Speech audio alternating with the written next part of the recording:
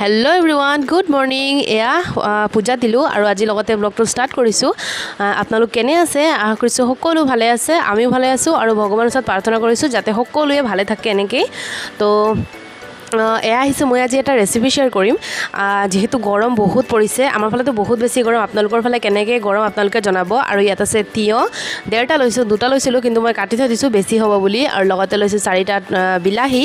আৰু ইফালে লৈছোঁ তিল যিটো ব্লেক কালাৰৰ চাইছে তিল আৰু আছে গুড় তো আপোনালোকে গুড়ৰ ঠাইত চেনি ইউজ কৰিব পাৰিব লগতে আৰু আপোনালোকে কাজু কিচমিচ আৰু বেলেগ কিবা কিবিও ইউজ কৰিব পাৰিব কিন্তু মই ইয়াত জাষ্ট চিম্পলকৈ বনাইছোঁ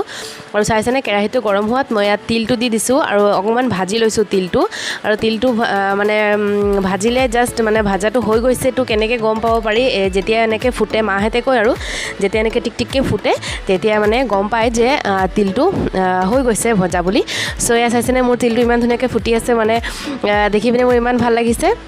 তো মই অকণমান দেৰিৰ কাৰণে গেছটো এতিয়া অফ কৰি দিলোঁ অফ কৰি পিনে মই মিক্সিত এইবোৰ মানে ক্ৰাছ কৰি ল'ম একদম গুড়ি নকৰোঁ কিন্তু একদম ক্ৰাছ কৰি ল'ম জাষ্ট মানে অকণমান গুড়ি গুড়ি হ'ব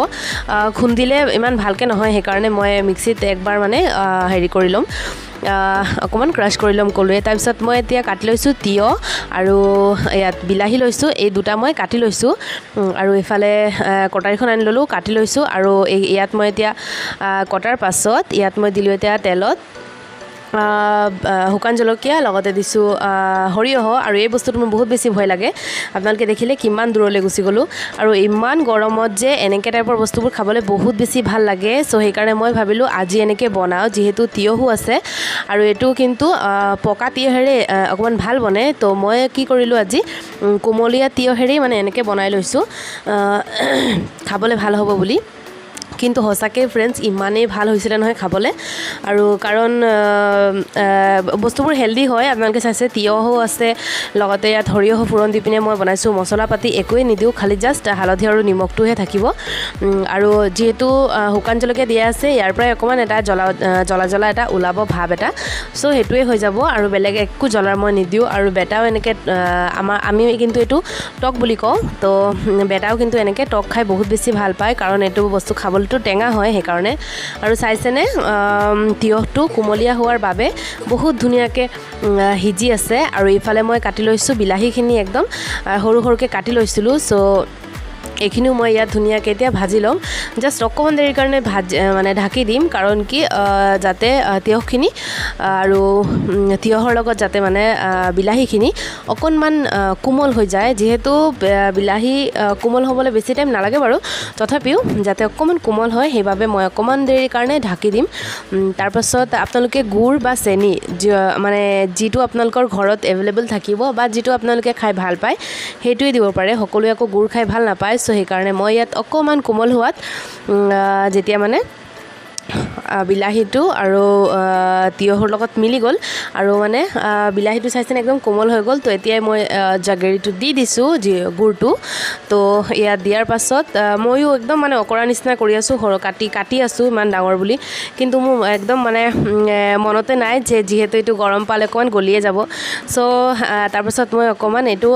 ঢাকি দিম আৰু চাইছেনে ইমান ধুনীয়া কালাৰ আহিছে কিন্তু অকণমান পাছতে যেতিয়া তিল দি দিম কালাৰটো অকণমান বেলেগ হৈ যাব কিন্তু খাবলৈতো বহুত টেষ্টি আৰু হেল্ডি হ'ব সেইটোহে মেইন আৰু ইয়াত কালাৰৰ কাৰণে মই একোৱে ব্যৱহাৰ কৰা নাই তথাপিও বহুত ধুনীয়া কালাৰ আহিছে যিহেতু বিলাহী আছে গুড় আছে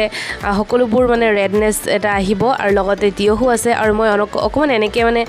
জোৰে জোৰে এনেকৈ লৰাই দিছোঁ যাতে অকণমান স্মেছ হৈ যায় সেইকাৰণে কাৰণ গোটা গোটা থাকি গ'লে ভাল নালাগিব আৰু বস্তুটো অকণমান ঠিক হৈ যাব যিহেতু চ' এইফালে মই অকণমান এনেকৈ লৰাই মেলি ধুনীয়াকৈ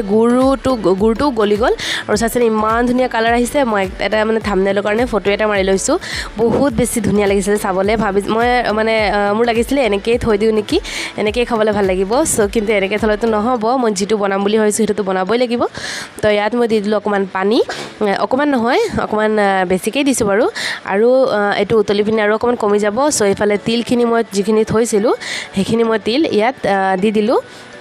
চ' দিয়াৰ পাছত কালাৰটো চাইছেনে অকণমান মানে কলা টাইপৰ হৈ গৈছে কিন্তু যি কি নহওক খাবলৈ বহুত বেছি টেষ্টি হৈছিলে সঁচা কৈছোঁ ফ্ৰেণ্ড আপোনালোকে এনেকৈ ট্ৰাই কৰিব ঘৰত কেতিয়াবা গৰমৰ দিনত যেতিয়া এনেকৈ দি পিনে ভাত এমুঠি খোৱা হয় যে বহুত বেছি তৃপ্তি লাগে তো এতিয়া এইটো হৈ গ'ল মোৰ জাষ্ট উতলিলে হৈ যাব আৰু আপোনালোকে ইয়াত এলাইচি বা বেলেগ টাইপৰ আৰু যি বস্তু দি পিনে আপুনি মডিফাই কৰিব পাৰে তেনেকৈ আপোনালোকে দিব পাৰে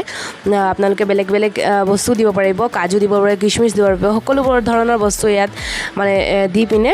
লগতে কাঠবাদাম এইবোৰো দিব পাৰিব টেষ্টটো বঢ়াব যিমান দিব আপোনালোকে টেষ্ট বঢ়াব চ' এয়া মোৰ ৰেডি হৈ গ'ল টক চ' এইটো